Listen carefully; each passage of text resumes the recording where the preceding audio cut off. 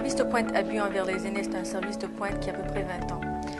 Il a commencé dans le centre de services sociaux juifs à la famille. 3 réformes plus tard, on est au C3S Cavendish.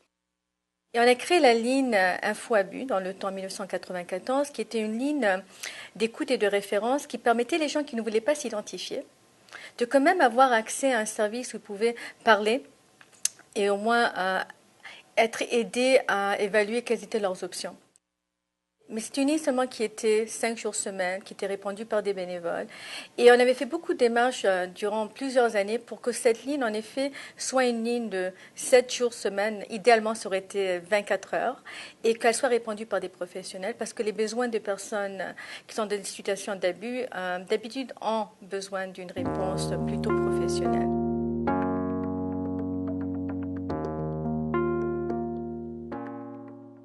Durant toute la mise en place, l'implantation de la ligne, le centre de recherche a été impliqué pour appuyer tout le développement de l'intervention sur une revue de littérature, qu'est-ce qui se fait de plus récent et tout ça, et en s'appuyant aussi sur l'expertise terrain qui avait été développée par les services de pointe.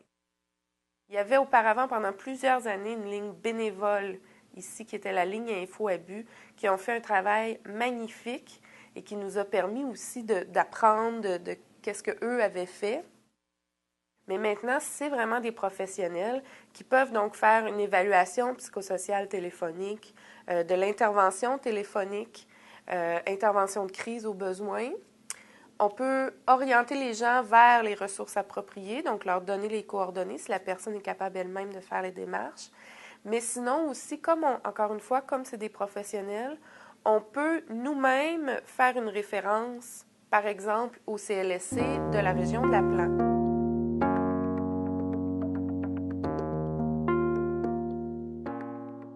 Le service pour la clientèle, c'est un service vraiment qu'on essaye d'outiller les personnes à faire une prise en charge d'eux-mêmes, de les aider à faire des décisions et surtout de se protéger. Dans un premier temps, on a toujours l'intérêt de la sécurité de la personne.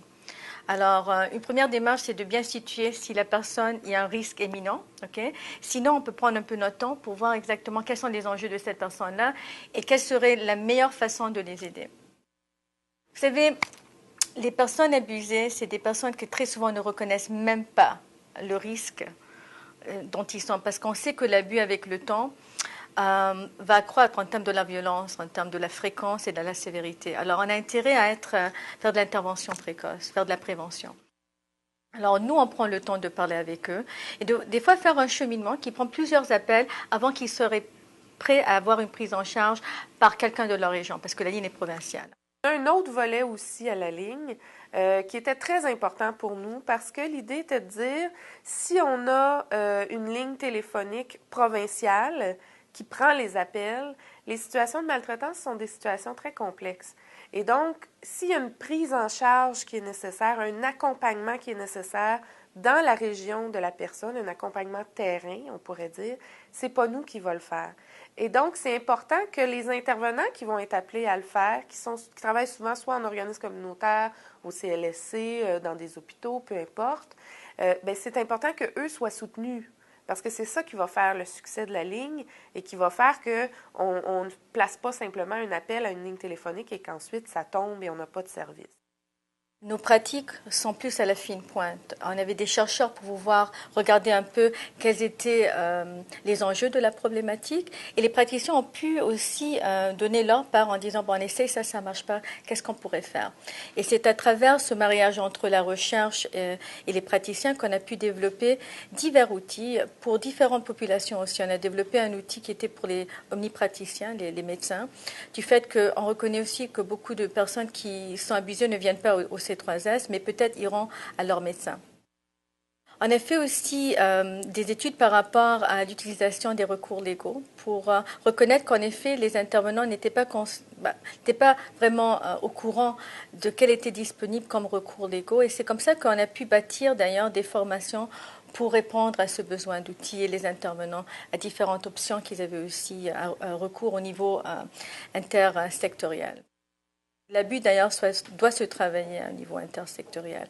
Et c'est à cause de ça qu'on avait fait des partenariats, une équipe multisectorielle qui répond aux cas complexes, qui donne l'opportunité à cette ligne, d'ailleurs notre ligne, quand on a des cas complexes, que les intervenants peuvent faire recours à la table multisectorielle pour aller chercher des réponses. En tout temps, quand la ligne est ouverte, les intervenants peuvent joindre une experte clinique. Donc, pour avoir un soutien, faire des discussions cliniques, je viens de recevoir un appel, je ne sais pas trop quoi faire avec ça, ils peuvent appeler une experte clinique.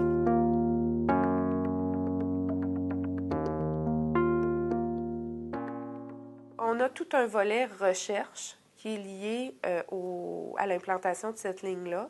Donc, un volet recherche qui va s'intéresser, à voir comment l'implantation s'est faite, quelles ont été les difficultés, qu'est-ce qui reste à consolider pour l'avenir de la ligne.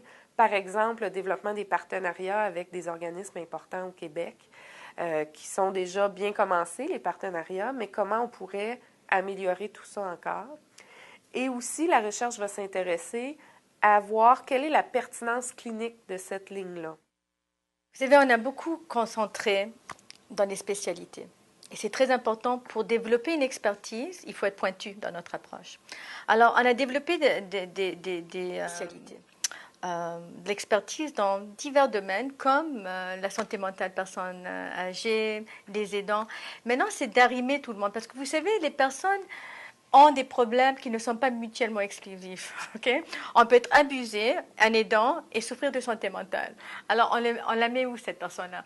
Alors, l'idée, c'est de partager nos connaissances. Et d'ailleurs, ici, on a le privilège qu'on le fait. Au CREGES, on est des services de pointe, mais on réalise l'importance que des fois, si on est dans un créneau très longtemps, on oublie de regarder les autres enjeux par rapport aux autres problématiques. Alors, l'idée, vraiment, c'est de apporter les expertises ensemble pour que, quand on traite avec une personne, on la traite vraiment d'une manière globale, parce que je dis, les problèmes sont globaux, les programmes ne sont pas.